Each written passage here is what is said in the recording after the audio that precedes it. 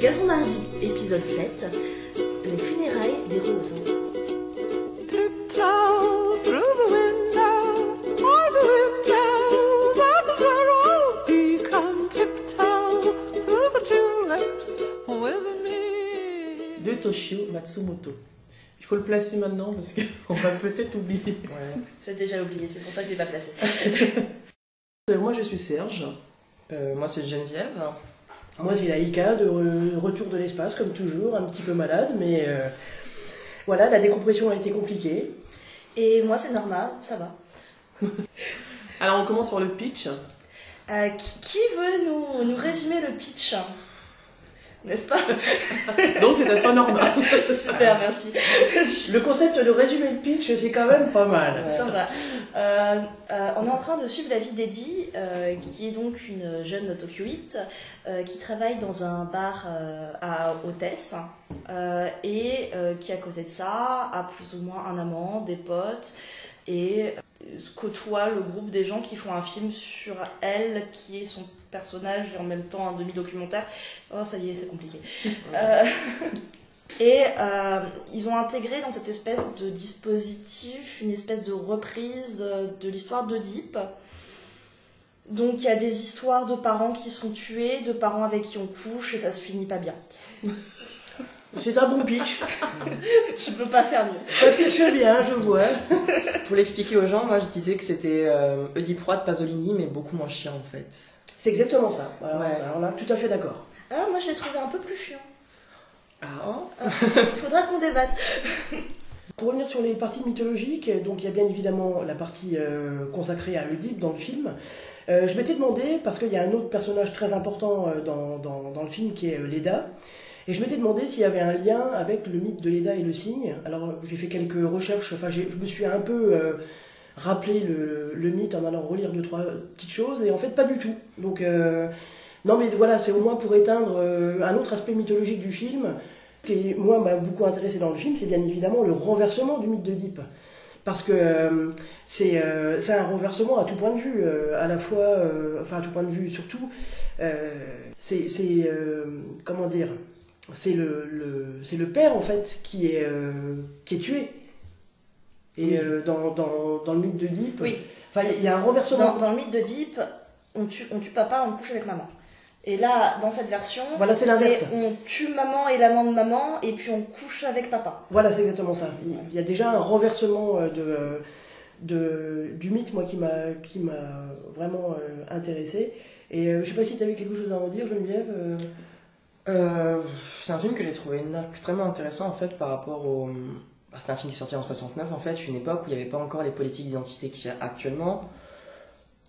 C'était les termes transsexuels, on n'en était même pas encore à transgenre, à la transidentité. Et il y avait cette fluidité en fait du genre et de l'orientation en fait qu'on retrouvait aussi dans les milieux avec Stonewall. Marsha P. Johnson qui était également drag queen et enfin, femme trans en fait, si on devait les définir par des termes actuels. Et on retrouve ça en fait dans ce film à travers le bar d'hôtesse en fait. Le bar d'hôtesse qui est un endroit où on va dire que ce soit des femmes trans ou non en fait, c'est un endroit où elles peuvent pouvoir être reconnues comme personnes féminines par la clientèle, entre elles. Et c'est aussi pour ça qu'on retrouve pas mal de femmes trans dans le travail du sexe en fait, parce que c'est un endroit où on peut être reconnu comme femme, même si c'est pour être abusé comme des femmes. C'est exactement ça. Et j'ai remarqué que dans le film, il y avait un refus de l'utilisation du mot transsexuel, justement, et qu'il y avait un usage du mot queen. Alors j'ai essayé de chercher un peu les origines du mot queen, où il était né, etc. En fait, il y a vraiment ce refus de vouloir mettre un mot... alors, les mots qu'on utilise, bien heureusement ou bien malheureusement, qui sont travestis, transsexuels... et là, ici, les personnes sont ramenées à des queens. Et l'ensemble, le bar aussi est ramené à la culture homosexuelle, puisqu'à un moment donné, il est fait référence dans le film de l'association... NHMC, le Nihon Homosexual Men's Club, oui. Voilà, exactement, c'est ça. Et alors, c'est assez troublant, parce qu'il y a à la fois la volonté de vouloir représenter le milieu des queens, et en même temps, il y a aussi la volonté de vouloir ramener ça au milieu homosexuel uniquement par moment dans le film. L'acteur qui incarne Eddie d'ailleurs n'est pas du tout une queen ni une femme trans ni quoi que ce soit. C'est un jeune garçon homosexuel qui a été choisi, qui était un petit peu connu en tant que danseur de soirée VIP, genre de choses, et qui a été choisi pour son androgynie. Voilà, donc c'était incarné donc par un homme homosexuel et en fait, j'ai l'impression que c'est plutôt le regard d'un milieu d'hommes homosexuels sur les queens, mais pas un regard d'insider en fait, c'est vraiment quelque chose de légèrement extérieur. Je suis pas forcément d'accord avec ça parce que je trouve qu'à l'époque, il n'y avait pas forcément de distinction en fait entre les deux. C'est-à-dire que ce soit, on va dire, qui ça part d'un sentiment de transidentité ou on va dire, d'une exclusion par rapport à son orientation, plus ou moins, tout le monde mangeait à la même enseigne à l'époque. C'est aussi quelque chose c'est quelque chose qu'il y avait au Japon. Okama, c'est queen en japonais. Ça définit aussi bien, on va dire, les hommes gays et féminins que les femmes trans. Et c'est aussi, je ramène j'ai peut-être tendance à beaucoup ramener ça à la culture occidentale, mais la ballroom scene aux États-Unis, c'était la même chose. C'était vraiment, il y avait très peu de distinction entre les hommes gays et les femmes trans. Plus ou moins, la seule chose qui les différenciait, c'est qu'il y en avait certains qui, en dehors, portaient les robes et d'autres non. Mais sinon, on va dire à l'intérieur, quand ils rentraient dans ces bâtiments, pour les yeux de tout le monde, c'était des queens. Donc ça veut dire que ça serait notre lecture d'aujourd'hui qui aurait tendance à vouloir fragmenter les choses en quelque sorte. Exactement. C'est ça. Donc ça veut dire que, en quelque sorte, cette culture a énormément évolué et peut-être pas nécessairement dans le bon sens du terme, en quelque sorte. Parce qu'aujourd'hui, on a tendance à catégoriser beaucoup plus que ce qu'on peut y voir à la fin des années 60.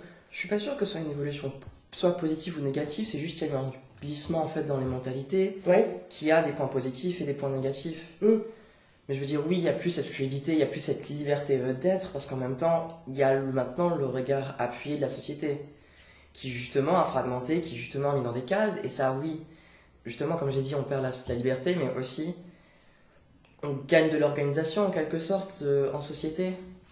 Ça permet de nous organiser. Ça nous permet d'augmenter la visibilité trans, de se battre pour les droits homosexuels, etc., des choses que la société comprend mieux que, on va dire, les mouvances queer en général. Ouais. Mais on est plus nombreux, on est plus nombreuses, et aussi. on est plus visible, et même si ça fait chier les autres, Exactement. mais on est plus visible. Donc on a obligatoirement des retours négatifs, mais positifs. Et on se retrouve encore avec la problématique du lieu clos, hein. On n'en sort pas depuis le départ. Je trouve par contre que là, c'est pas du tout du lieu clos ce film. C'est un film qui a là-dessus tout complètement ce côté nouvelle vague, qui est ouvert sur la ville, où c'est justement, tu pars de petits lieux clos, de soirées, de choses comme ça, mais ensuite, Eddie est toujours transposé dans Tokyo, et se confronte, se heurte à la ville. Donc je l'ai trouvé beaucoup moins clos que tous nos petits pensionnats de jeunes filles. Ouais, mais on a toujours l'unité de lieu qui est quand même... parce que c'est quand même le propos du film, c'est d'avoir une unité de lieu et une unité de narrative, j'allais dire, qui est quand même le bar. Ouais. Le lieu du bar qui est le lieu de cristallisation de toutes les populations, en quelque sorte. Donc on se retrouve quand même toujours avec cette idée d'un lieu qui permet de réunir l'ensemble des personnes du film. On a aussi un autre lieu clos qui est le lieu où... alors le personnage qui fait le film, parce qu'il y a un film dans le film aussi, ça c'est tout à fait intéressant et j'allais dire tout à fait typique de la nouvelle vague japonaise et de l'époque d'un point de vue cinématographique. Ah, c'est fan de Brecht. Oui, exactement, c'est fan de Brecht. On fait tomber le quatrième mur. On a le film dans le film, mais il y a quand même, je trouve, des moments où on a une partie un petit peu documentarisée, où on interviewe les protagonistes. Mais alors j'étais super déçue des interviews des protagonistes, parce que je trouvais que c'était assez con les questions que tu leur posais en fait. Sur la plupart des interviews c'était « Bonjour, tu es une fille ou un garçon? Tu aimes les filles ou les garçons ?» Et c'était tout limite quoi. C'était « Et tu es heureux comme ça ?» et ça allait pas plus loin. C'est super frustrant en fait. Ouais, mais est-ce qu'on pouvait faire plus à l'époque aussi? C'est ça. Ouais.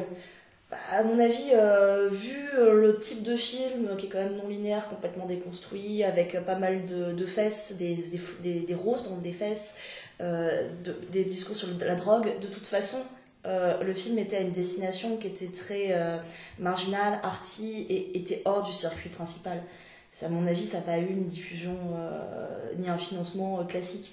Donc, tant qu'à faire, ils auraient pu fouiller un petit peu leurs questions. Ça n'aurait rien coûté, quoi.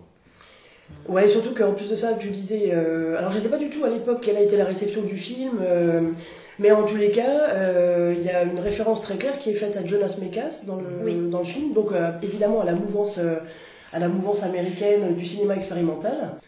Qui est Jonas Mekas?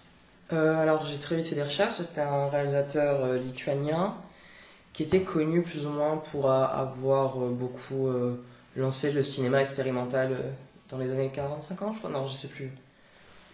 C'est la mouvance des années 50-60, et Ouais. bon, aux États-Unis aussi, Mhm.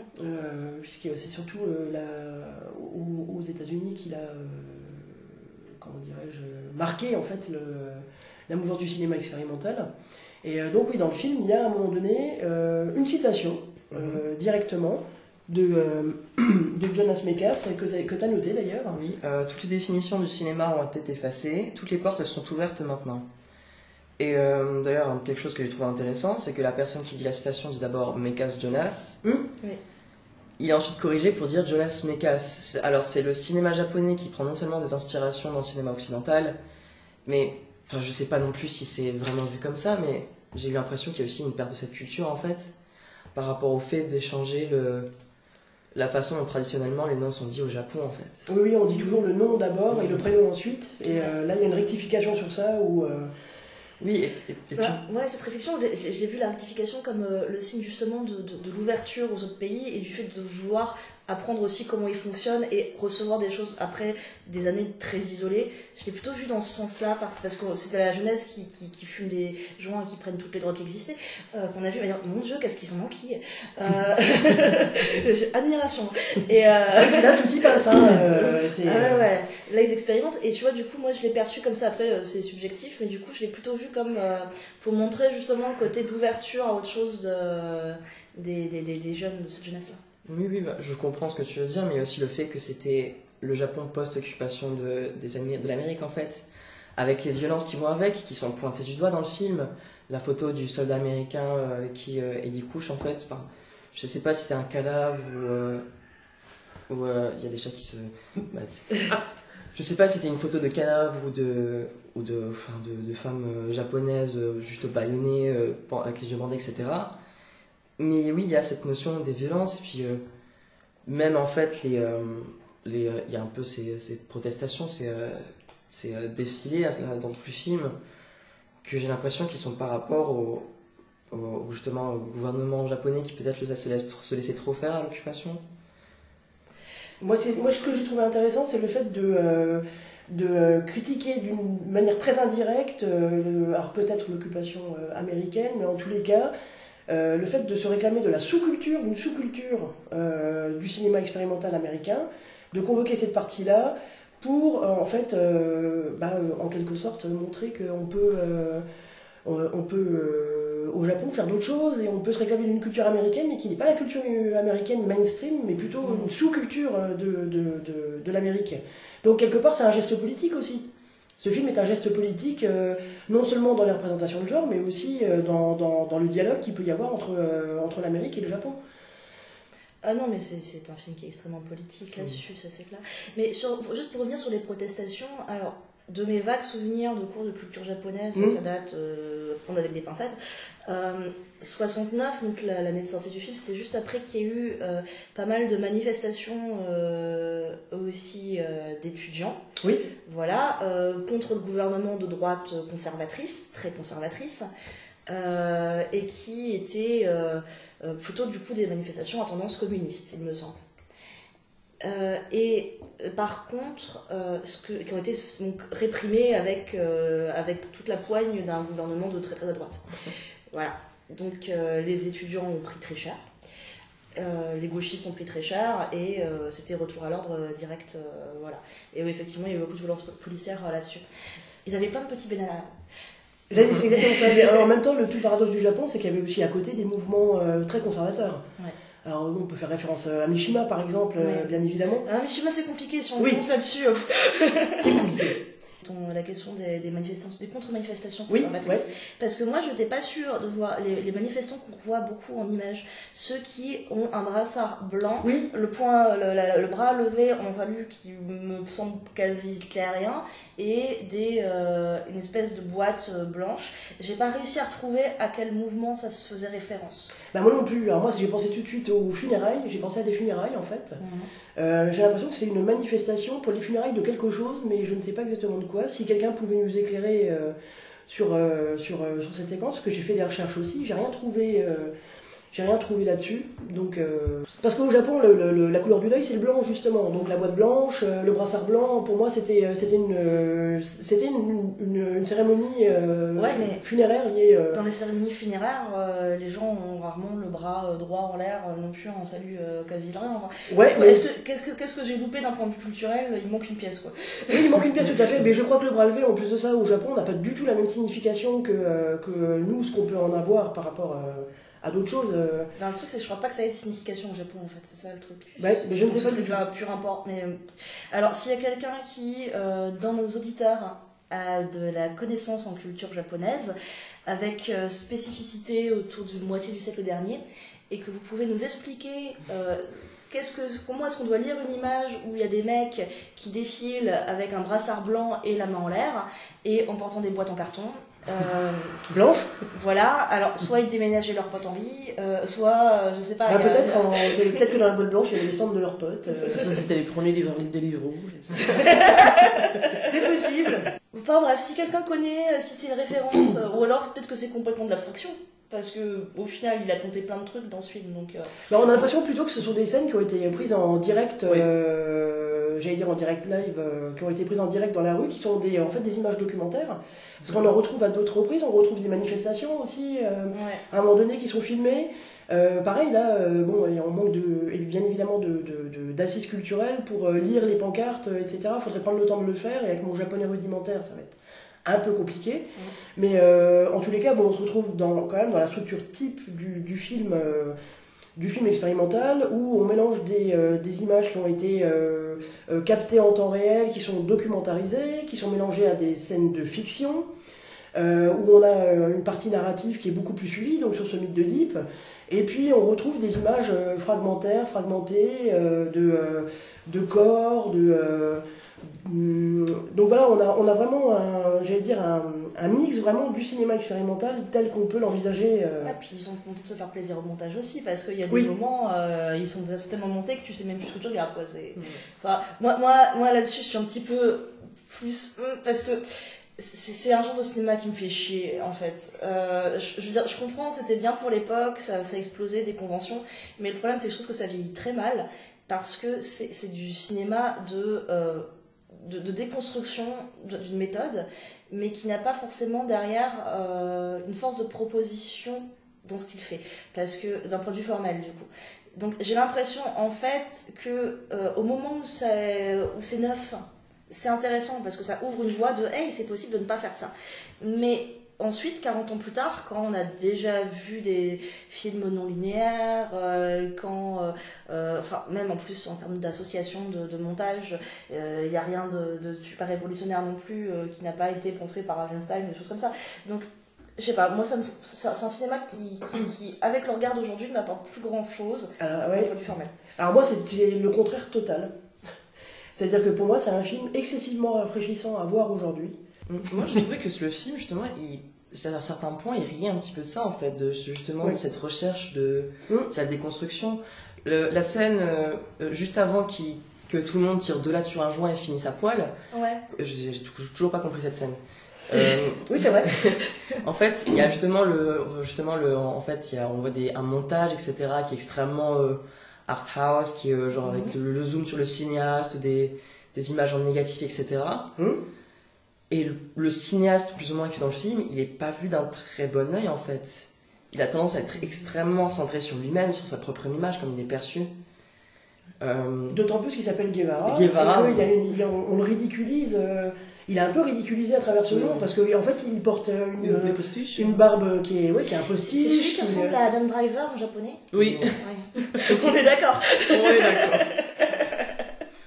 Et ce que je trouve assez intéressant dans ce film, c'est qu'on retrouve une part du cinéma japonais, moi que j'aime beaucoup, c'est le passage d'un registre à l'autre. C'est-à-dire qu'on peut être dans une séquence qui va être comique, puis par une séquence tragique.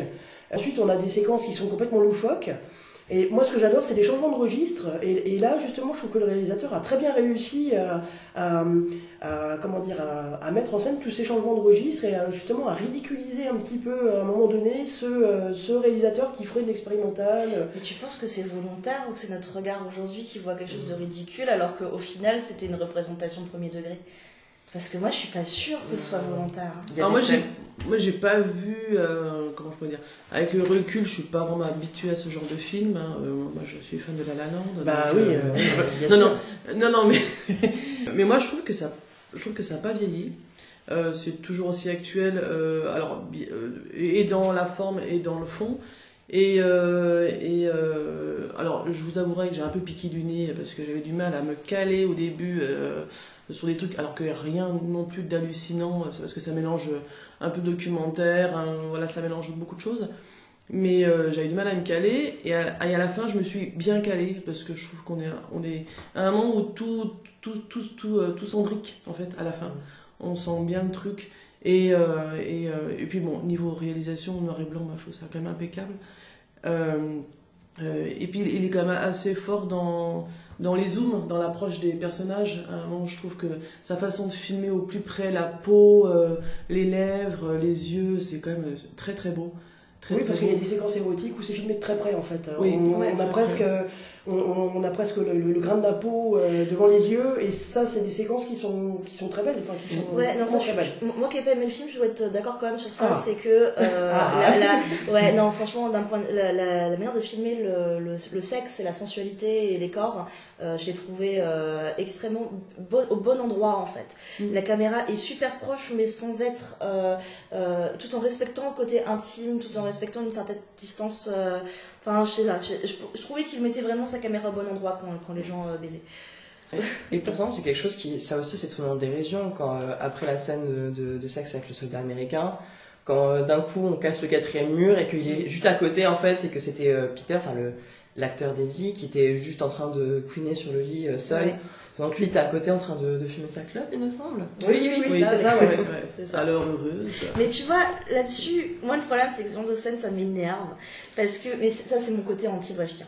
Quand je vois quelqu'un quand je vais au cinéma, que je me dis tiens je vais voir un film au cinéma, que je paye ma place de cinéma pour m'asseoir dans le cinéma, j'ai pas besoin que le réalisateur dans son film me dise hey regarde tu es au cinéma, au cas où tu as oublié, tu es au cinéma, et un peu de distance parce que c'est du cinéma. Et en fait j'ai l'impression qu'on me fait ça, qu'on me prend pour une conne, et du coup j'ai tout de suite une espèce de crispation automatique qui date de mes années d'études de cinéma où on est bouffé des genre de procédure de distanciation, et les distanciations comme ça pour le public me fait chier, parce que quand je vois la distanciation pour le public, j'attends pas qu'on rappelle au public que c'est le public, mais j'aimerais bien juste que le réalisateur se rappelle qu'il est un réalisateur et qu'il ne se prenne pas forcément pour le messie au passage, et souvent cette distanciation elle est faite dans un sens mais pas dans l'autre. Bref, moi ça me crispe. Bon, le Ryan s'est vite arrêté, hein. Il a fait 4 films. Non, il s'est pas arrêté, il s'est mis à l'art visuel. C'est pire. Oui, non, parce qu'en fait, Il s'est arrêté en long métrage. Bah, il est artiste. Il est plutôt artiste en fait, donc il a écrit, je crois. Hein, enfin bon. Il a fait énormément de choses, des courts-métrages, des films expérimentaux. Je pense qu'il a dû écrire, faire de la photo, il a fait énormément de choses. Mais c'est vrai que c'est son premier long-métrage, il en a fait 4. Et essentiellement dans les années 60-70. Et après, pouf. Bah après maintenant je pense qu'on peut voir ses œuvres dans des musées à mon avis, hein.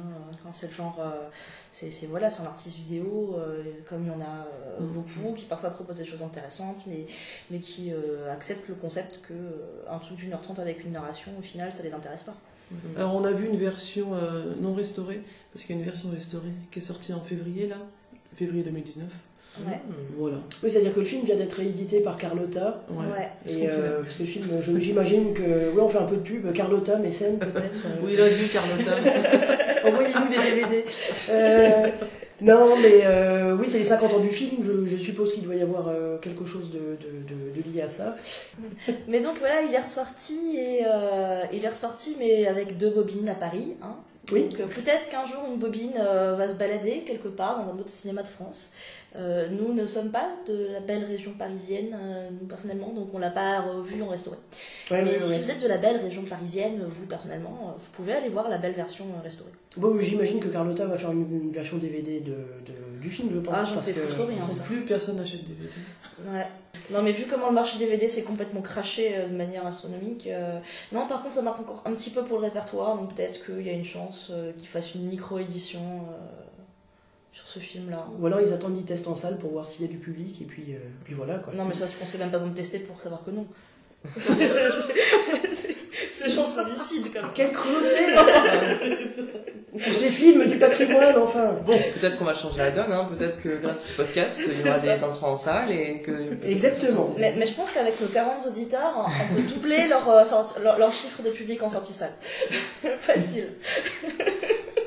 En tout cas, on est 3 contre 1 à avoir beaucoup aimé le film. Ouais. Je sais pas si on a d'autres choses à dire. Bah moi, il y C'est avait d'autres quand choses. même encore quelques clins d'œil dans le film sur lesquels je voulais m'arrêter. Alors il y a le mythe d'Oedipe, bien évidemment, le nom du bar, qui s'appelle Genet, qui fait une référence à Jean Genet. Je connais très mal Jean Genet, en fait. Est-ce que pour les autres gens qui, comme moi, connaissent très mal Jean Genet, tu peux juste leur situer un petit peu sur...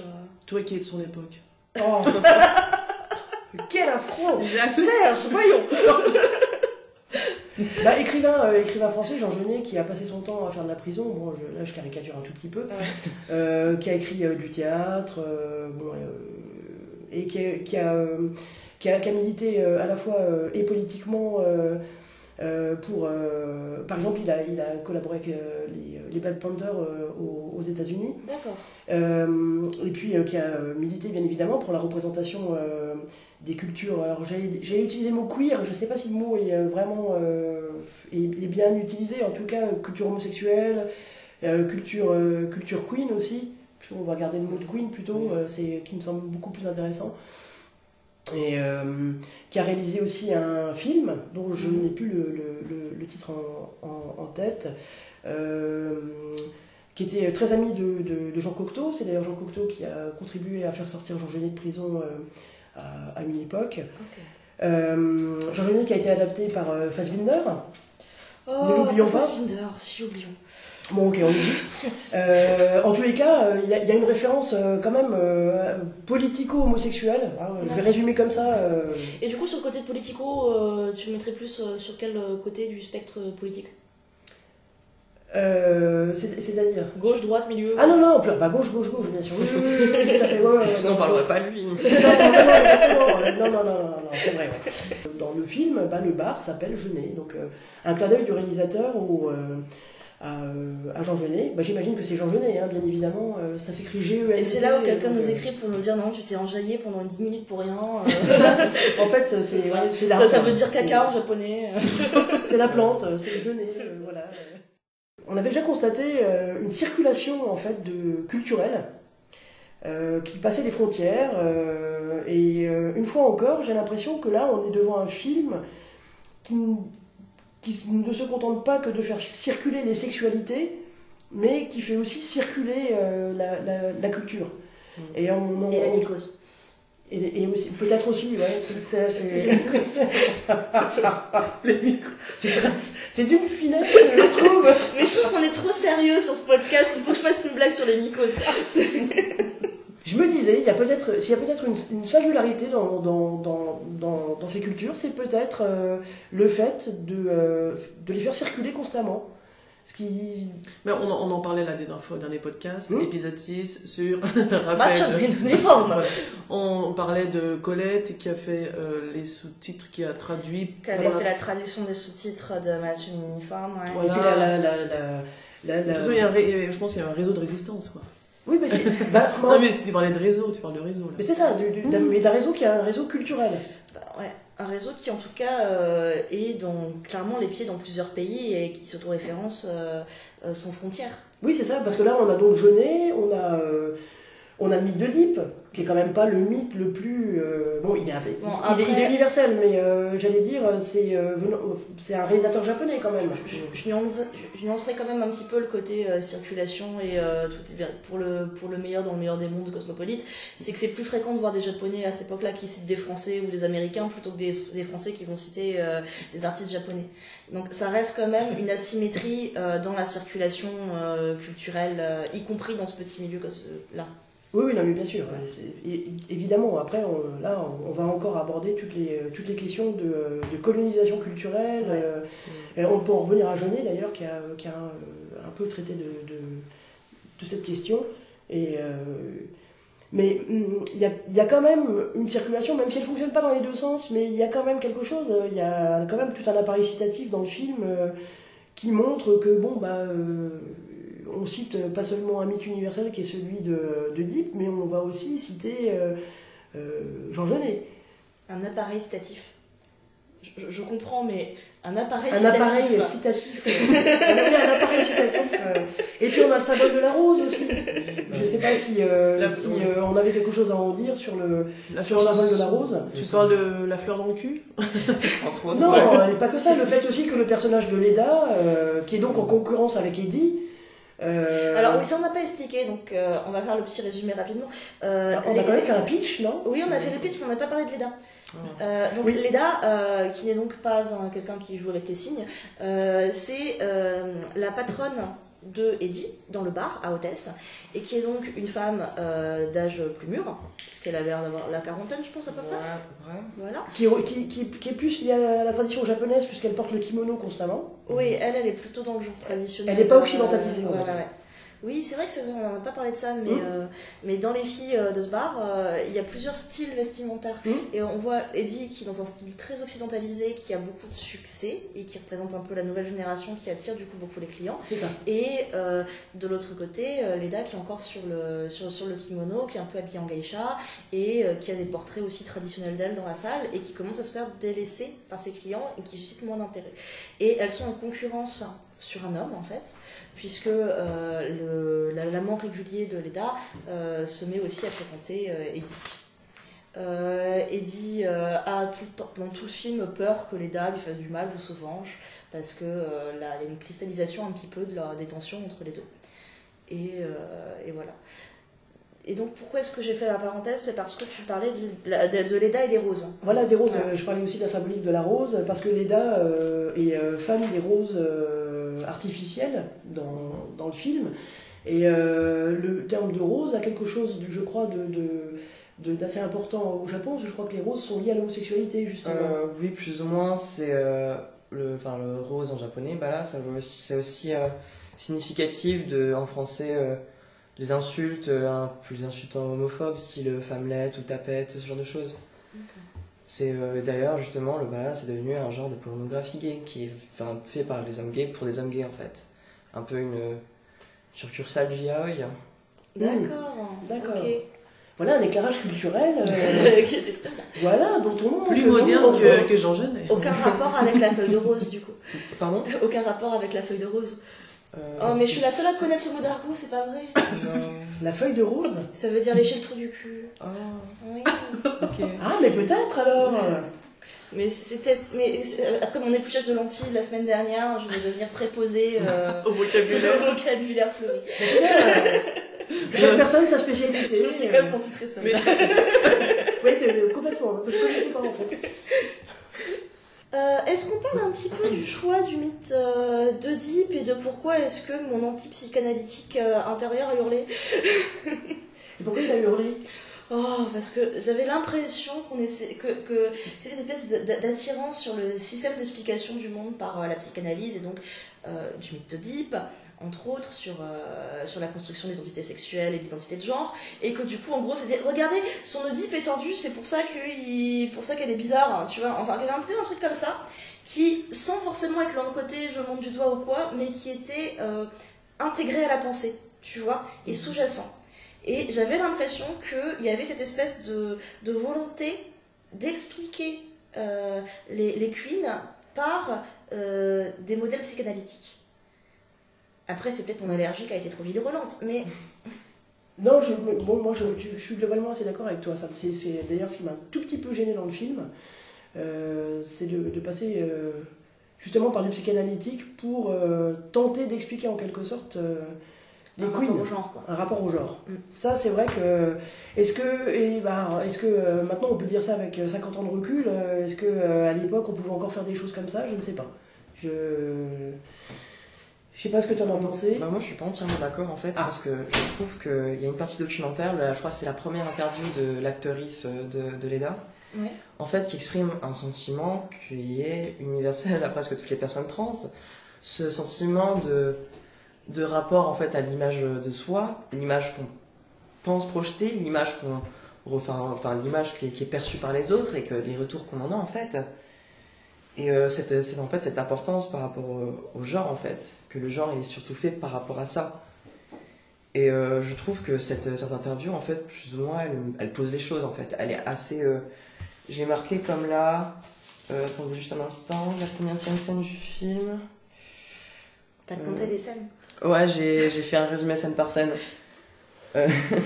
Alors, si après on dit que le podcast il est pas sérieux, il y a des gens qui bossent quand même. Oh, mais j'arrive plus à la retrouver. Pas moi, mais. Non, mais c'est bien, mais il y en a d'autres qui bossent. C'est dans les 10 premières scènes, mais en C'est oui, quand on lui pose la question. Oui, oui, on lui pose la question justement par rapport est-ce que vous vous sentez femme, etc. Oui. Et puis elle répond quelque chose qui dit, enfin voilà quoi, qui tient plus ou moins de la perception en fait. Plus que de l'identité, c'est la perception qui fait son genre. Perception d'elle-même, perception de l'image qu'elle projette, comme j'ai dit, et les retours voilà quoi, le retour de la perception des autres.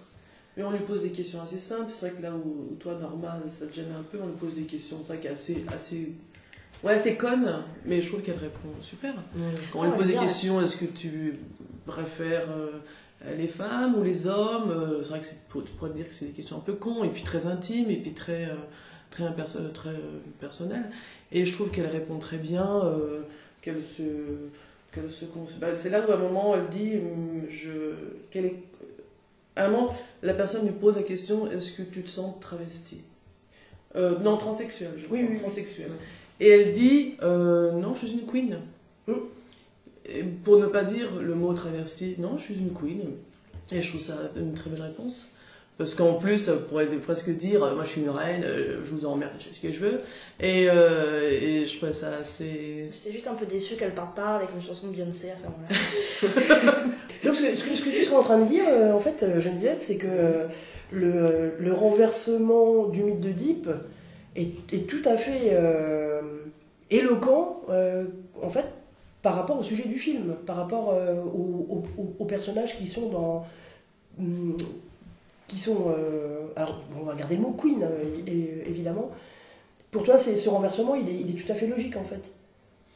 Je sais pas si je parlerais de logique. C'est quelque chose que j'ai pas trop en fait compris dans le film, l'utilisation du mythe d'Oedipe en fait. Ah, ouais. Je trouvais pas ça forcément comme une volonté de psychanalyser la transidentité, mais c'est vrai que en fait j'ai trouvé que c'est peut-être la partie du film que j'ai le moins aimé en fait. J'ai trouvé ça intéressant qu'au début on pose ça en fait, cette trifecta en fait, Leda, Gonda et Eddie en fait, qui après va être renversée, après on va totalement la virer en fait, pour s'intéresser au flashback d'Eddie.